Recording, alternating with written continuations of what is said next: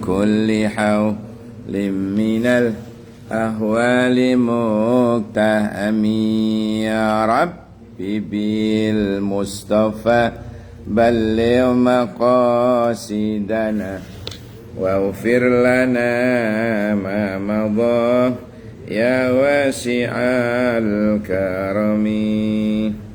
Bismillahirrahmanirrahim. Assalamualaikum warahmatullahi wabarakatuh. Bismillah walhamdulillah wassalatu wassalamu ala rasulillah Muhammad ibn Abdillah la hawla wa la quwwata illa billah amma ba'du. Takmir dan jamaah sekalian yang insya Allah kita semua akan terangkat derajat kita ke makom yang terpuji. Alhamdulillah, syukur nikmah kehadirat Allah atas limpahan nikmat yang tiada tara. Kulon jenengan sampai detik ini bisa ambaan, lancar, itu nikmat. Nikmat dari Allah. Iso melek merem, jajal mek melek tok, itu tondo step. Kalau merem tok dead. Ya, jadi antara baina step wa dead niku nikmat yang luar biasa, iso melek merem nggih. Hadirin sekalian, judulnya bagaimana kita menjaga kemabruran haji kita. Ya, kiat-kiat apa? Soalnya kemabruran haji itu dalam hadis yang terkenal, tidak ada lagi pahala yang pantas untuk dia terima kecuali surga. Laisa lahul jaza illal jannah. Kan ngoten nggih? Tidak ada pahala yang lain yang pantas untuk diberikan kepada seorang yang hajinya diterima oleh Allah kecuali surga. Nah, jangan sampai pulang dari tanah suci ke tanah air kumat. Mainnya kumat, gak sembayangi kumat. Nah, naudzubillah ya, naudzubillah, summa naudzubillah. Tadi malam saya bongkar-bongkar kitab, kemudian saya tulis miyambak nih. Jadi laisa lahul jaza illal jannah.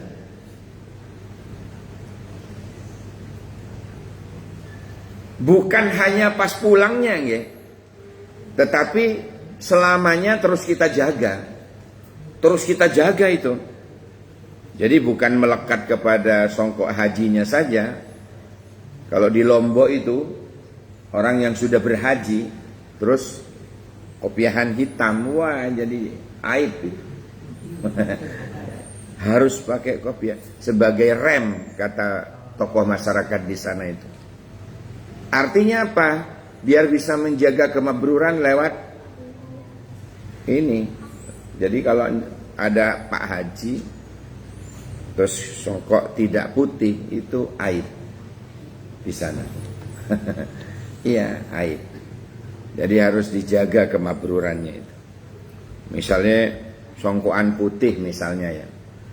Kita mau bersikap aneh-aneh di matos di depan umum ya. Ya Allah, saya pakai kopiah haji.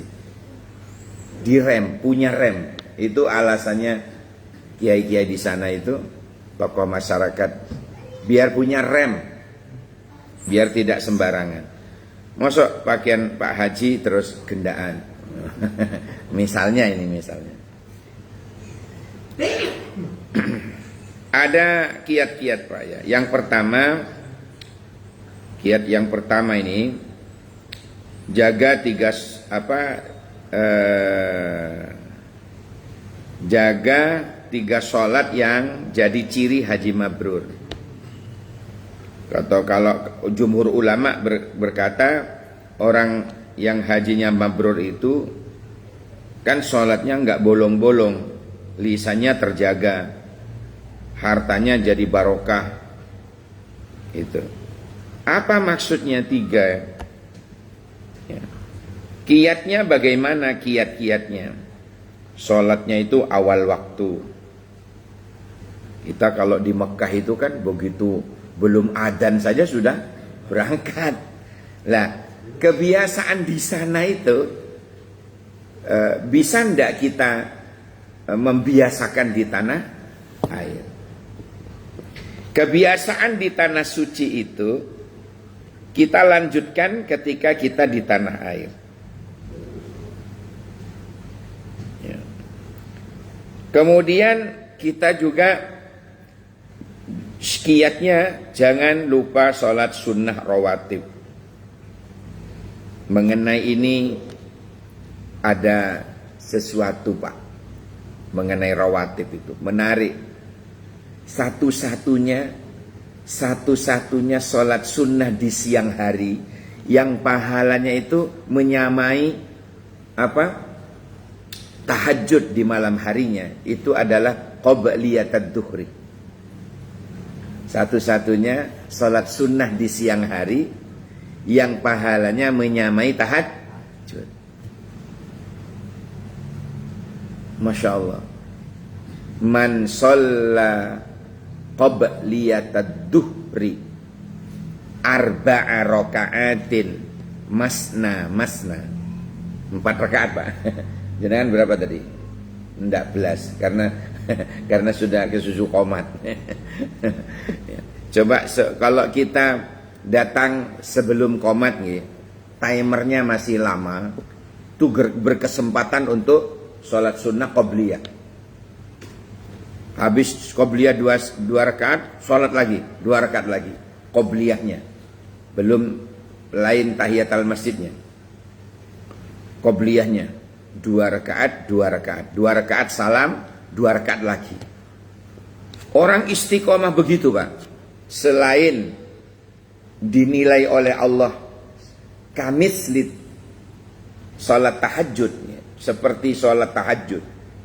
Selain itu ada riwayat yang lain, haramallahu jasadahu alan nar. Allah haramkan jasadnya terkena api neraka.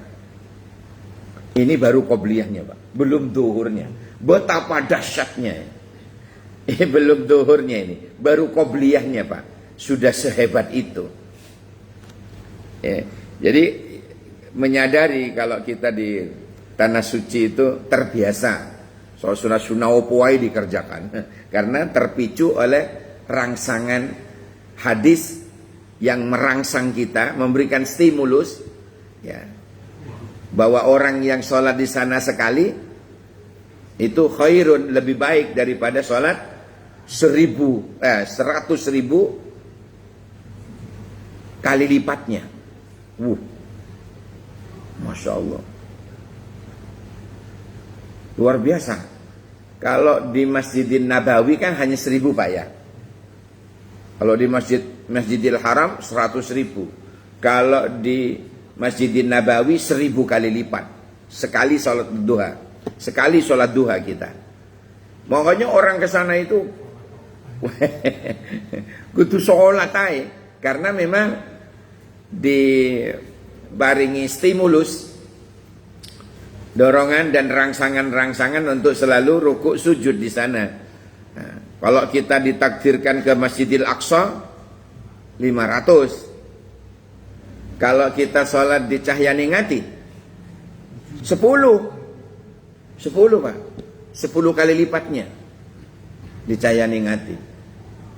Jangan sholat sekali di sini, kayak tadi ya, sholat duhur jamaah sekali, itu pahalanya seolah-olah kita sholat duhur 10 kali. Makanya di dalam kitab-kitab itu diterangkan, walaupun kita sholat 5 waktu, tetap pahalanya 50. Kenapa? Karena sekali sholat subuh sama dengan 10. Sekali sholat duhur sama dengan 10 kali. Sekali sholat asar sama dengan 10 kali. Begitu terus. Maghrib sekali sama dengan 10. Isya sekali sama dengan 10. Maka kita sholat 5 waktu sama dengan sholat 50 kali. Sebagaimana perintah dulu itu. Ini terangkan dalam kitab Dardir. Dardir. Kau nok maneh. Dardir. Ya, khusus kitab yang menerangkan Isra Mi'raj itu Pak. Tipis kitabnya. Gundul. Nah itu apa namanya? Kulon jenengan kalau berhaji itu istiqomahlah sholat rawatib. Sholat rawatib. Jadi duhur itu sholat sunnah siang hari yang satu-satunya sholat sunnah yang menyamai sholat tahajud. Subhanallah. Lain lagi dalam ini kitab misalnya ya, itu ada keterangan begitu. Di bawahnya itu ada keterangan lagi. Kanjeng Nabi menerangkan ada yang istimewa lagi Pak, ba'diyatal isya. Ba'diyatal isya itu arba'a rakaatin lagi, 4 rakaat. Usahakan 4 rakaat dengan niat yang sama. Salat sunnah usolli sunnatan ba'diyatal isya misalnya nggih 2 rakaat. Jenengan salam, mantun niku jenengan bangun lagi, salat sunnah lagi ba'diyatal isya. Ba'diyatal isya itu 4 rakaat 2 salam. Kayak zuhur wau nggih. Nah, orang istiqamah begini ini nilai pahalanya itu dinilai oleh Allah, pahala orang yang sholat rawatib 2 rakaat, 4 rakaat semua ba'diyatal isya itu menyamai dengan sholat di malam Lailatul Qadar. Masya Allah. Padahal kita tahu Pak ya, khairun min alfi sahrin. Orang ibadah kok kebetulan pas malam itu malam Lailatul Qadar, itu nilai pahalanya sama dengan lebih baik daripada beribadah selama 83 tahun 4 bulan. Umur kita belum tentu sampai 80. Padahal kita salat isya selesai, kita baru kemudian sholat ba'diyatal isya 4 rakaat 2 salam, terus sholat lagi 2 salam, mesisan ditutup witir walau 1 rakaat. Sholat witir istiqomahkanlah tiap malam Pak. Kulon jenengan berarti melihat hadis itu, berarti kula panjenengan seolah-olah telah berada di dalam malam Lailatul Qadar tiap malam. Subhanallah. Sanggup kira-kira? Insya Allah. Cuk susu mulai. Paling nek oma yang geletak, nonton TV, nyekel remote, atau scroll HP, delok drama Korea, drama percintaan. Wis ora usah ngoten-ngoten, bercinta sendiri saja. Kecuali jomblo. Makanya dalam Islam itu menduda lama-lama itu terhina. Tak boleh. Siapa sing duda ning? Cepetan. Masa kalau Abah Arnold.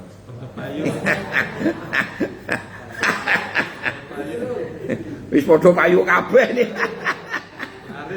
Laris saya ning ati ini, Masya Allah.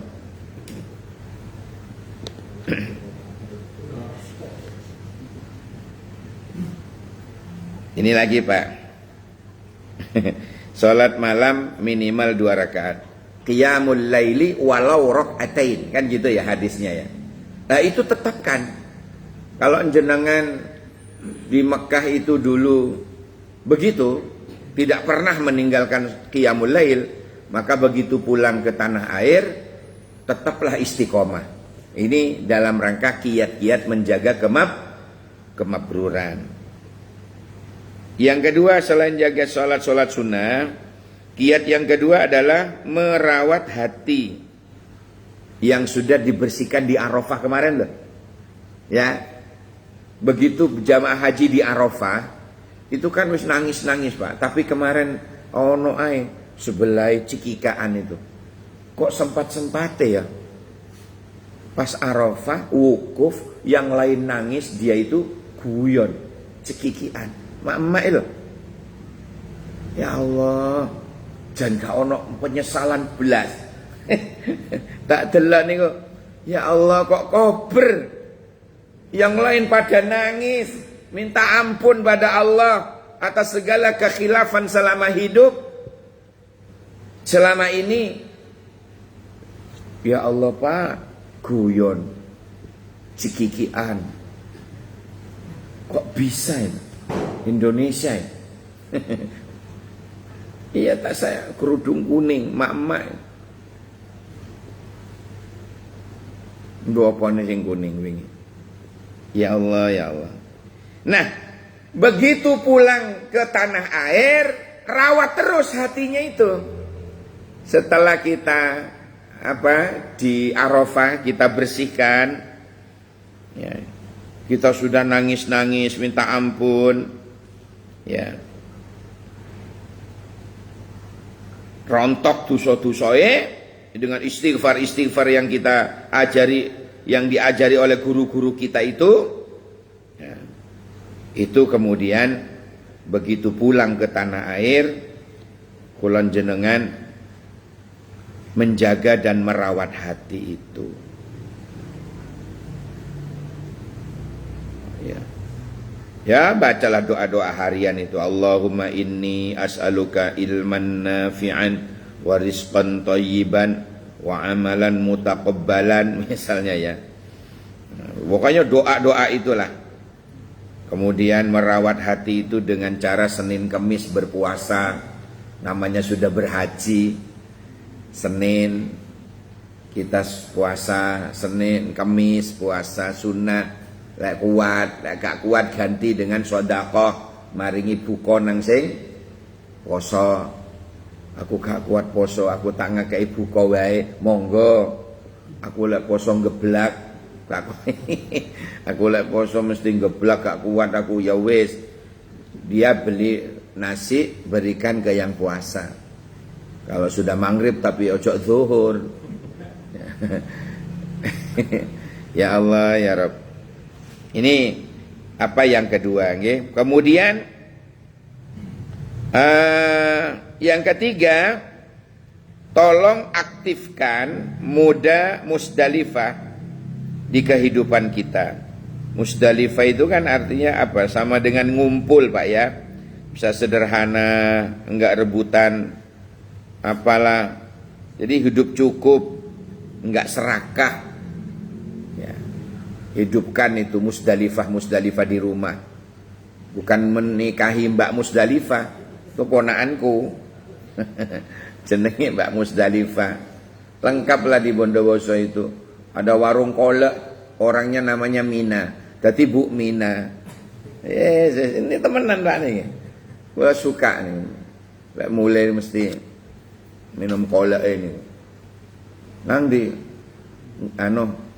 bermalam di Musdalifah ya. Musdalifah ponaan. Mau ke Bu Mina. Mau ke Mina, ternyata beli kolak. Ya Allah, ya Allah. Nah, itu hidupkan, Pak, hidupkan. Musdalifah di rumah kita, tidak serakah, hidup cukup. Gitu nggih? Kiatnya ya apa ya? Zakat, sedekah, infak itu digalakkan. Masya Allah.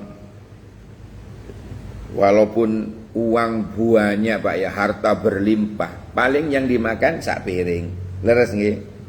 Nah, nggak mungkin mulai kaya 10 piring. Ndak.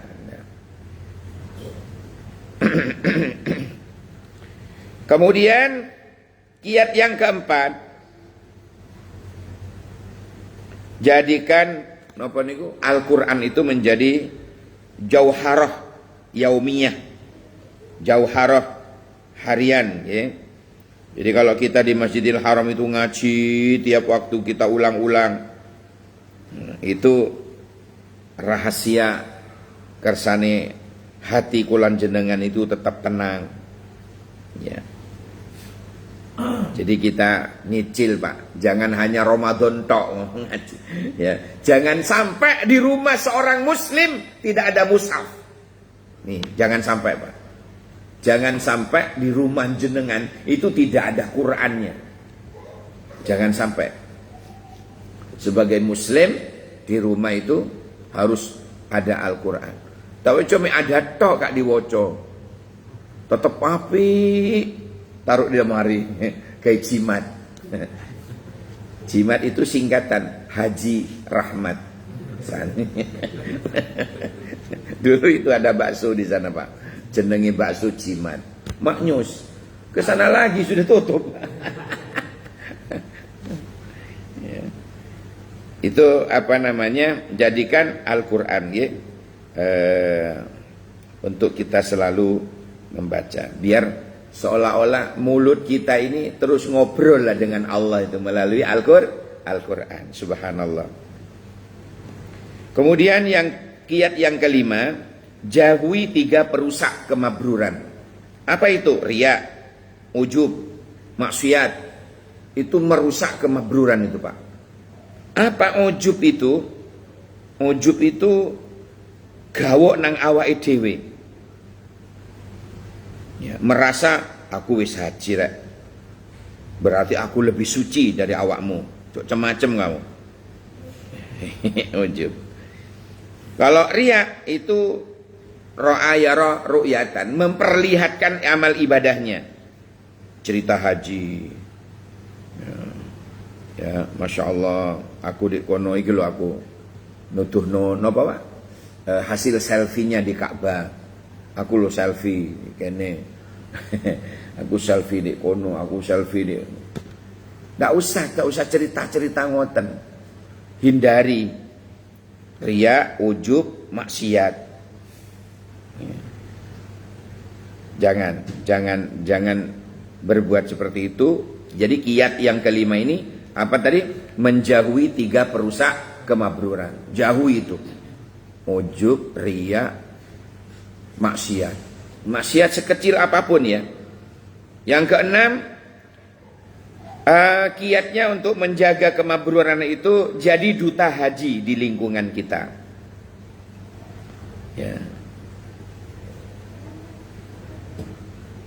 Jadi duta haji Pak. Ajarkan satu ilmu manasik ke tetangga, ke keluarga. Minimal kulon jenengan kalau di rumah ada Zam-Zam, ya, kita berdiri ngadep kiblat sambil baca itu, niru Kanjeng Nabi. Lupa, jadi ini ngenom berdiri gak oleh. Enggak, ini khusus Zam-Zam ngadep kiblat, berdiri terus baca doa itu. Allahumma gimana? Zidna ilman nafi'an. Inna nas'aluka ilman nafi'an. Gimana? Wariskan wasi'an wa syifaan min kulli da'in wa saqamin bi rahmatika ya arhamar rahimin. Minum gelag. Nah itu dalam rangka jadi duta haji, menyebarkan ilmu haji sedikit walaupun hanya minum Zam-Zam. Ya, ini jadikan diri kita ini duta Pak. Duta atau ada jamaah saya perempuan Pak. Mak-mak lah jamaah kalau Jumat itu ngaji di pondok saya itu ada. Itu hobinya itu sekarang kan ada travel yang membuka nabung Pak. Nabung kasih kartu gitu Pak, resmi gitu, bagus gitu. 2 juta, 1 juta, nabung di situ. Nah itu sukanya orang itu tanya ke orangnya, tolong KTP-mu di screenshot ya. Kayak apa? Ndak kepingin roh. Ternyata ibu tadi itu ke travel yang membuka tabungan seperti itu, dia didaftarkan, dia akhirnya mendapatkan kartu, kemudian dia berikan. Bahagianya. Lah itu kan idkhalus surur ala qalbil mukmin. Wah, sewenang orang itu, ya Allah. Nangis, bisa nangis. Masya Allah, nangis terharu gitu. Allah segitunya sampean. Saya bukakan tabungan Bu dengan niki kartu nih. Masya Allah. Man yadkhulus syurur ala qalbil mu'min, siapa yang membahagiakan orang mukmin Kata Nabi, di saat itu juga khalaqallahu sab'ina alaf malakan. Di saat itu juga orang mukmin yang bahagia tadi itu bersamaan dengan Allah ciptakan 70.000 malaikat. Yastaghfiruna lahu, memohonkan ampunan kepada orang yang telah membahagiakan orang lain tadi itu. Hatta yaumal kiamah, sampai datangnya hari kiamat, diistighfarin oleh 70.000 malaikat. Masya Allah. Itu namanya istilah dari idkhalus surur ala galbil mu'min, membahagiakan hati orang mukmin. Membahagiakan hati orang mukmin. Masya Allah. Ternyata begitu pahalanya ya. Diistighfarin oleh 70.000 malaikat, Pak. Allahu Akbar. Orangnya loh melaku-melaku nang mall, nang di melaku-melaku santai, kadang tidur-tiduran. Itu loh dapat istighfarnya malaikat. Gara-gara dia dulu pernah menyenangkan hati orang lain. Masya Allah.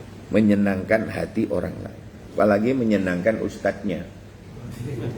Traktir, golek sate. Kemana gitu ya. Oh, Masya Allah itu. Masya Allah. Hadirin sekalian yang dirahmati oleh Allah, ayat yang terakhir, kiatnya doa spesial tiap sujud terakhir ya. Ini warisannya Nabi Ibrahim. Tiap sujud terakhir itu minta, Rabbij'alni muqimas shalah wa min dzurriyyati. Ya Allah, jadikan aku dan anak cucuku orang yang tetap mendirikan sholat. Atau kalau saya doa dulu itu, ya Allah, ben kalau saya sudah dewasa, berikan aku pekerjaan yang tidak mengganggu sholat. Saking pentingnya. Kalau saya mendoakan anak-anak saya juga begitu, Pak. Ya Allah, berilah anak-anak saya ini pekerjaan yang tidak mengganggu sholatnya. Jangan main-main dengan sholat, ya Allah. Awwalu ma yuhasabu bihil abdi yaumal qiyamah as-sholat. Pertama kali besok yang akan dihisab, yang akan diinterogasi adalah masalah sholatnya. In shaluhat, kalau sholatnya bagus, lolos, shaluha sa'iru a'malih, maka amal-amal yang lain ikut bagus, Pak. Tapi wa in fasadat, kalau sholatnya sudah rusak, kata Nabi, fa fasadat sa'iru a'malih, maka rusaklah amal-amalnya yang lain. Hajinya rusak, posone rusak, zakatnya rusak, gara-gara sholatnya gak lolos diperiksa. Makanya sholat, saya bangga dengan orang-orang yang istiqomah jamaah, dzur jamaah, sesibuk jenengan sik gelem jamaah ngeten iki, ya Allah, mulia sekali. Ya mudah-mudahan kita istiqomah sampai akhir hayat nggih. Al-Fatihah. Ar-Rahmanir-Rahim, Maliki yaumiddin, iyyaka na'budu wa iyyaka nasta'in, ihdinas siratal mustaqim, siratal ladzina an'amta 'alaihim ghairil maghdubi 'alaihim waladdallin. Amin. Ada yang ditanyakan? Ada yang ditanyakan? Ya. Nama? Nomor rekening? Ada Aba Arnold yang mau ngisi. Pertanyaannya, Pak? Apa ada keterangan atau riwayat yang menjelaskan apabila jamaah haji sudah pulang ke rumah itu didampingi beberapa hari belakang ada malaikat yang berdampingi? Jangankan kok haji, Pak. Ndak haji loh didampingi malaikat, raqib dan ya, apalagi haji. Masih diikuti oleh malaikat. Ada keterangan seperti itu. Makanya kita ziarah haji itu bukan hanya ngincer oleh-oleh, Pak. Tapi minta didoain. Doain Pak Haji, saya bisa berangkat juga. Nggih. Diamini oleh malaikat. Nggih, Pak, wonten, Pak. Ada keterangannya seperti itu. Tapi kalau raqib atid pasti, Pak. Pasti.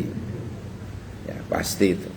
Saya dulu pernah diginikan, Ustadz, katanya kalau di rumah itu ada gambar maksiat, orang muda-muda macam-macam, tempel di ruang tamu, malaikat katanya tidak mau masuk. Siapa bilang mati juga orangnya? Berarti malaikat maut juga bisa masuk. Maksudnya itu malaikat pemberi rahmah yang membawa ngedumi rahmatnya Allah itu mau melebu. Tapi malaikat maut tetap mau Pak masuk. Buktinya orangnya mati juga. Padahal gambarnya gak karu-karuan. Saya pernah bertamu ini tokoh masyarakat Pak, imam masjid, masya Allah. Tokoh masjid ditokohkan di situ. Saya bertamu. Begitu ndelok di ruang tamunya itu ada penanggalan, baru dikasih orang paling ya. Cewek-cewek mau kejeding itu. Ini anduan sak ini lah. Wah, ini Pak Haji nih langsung Pak Hajinya ke dalam, penanggalannya tak walik. Aduh.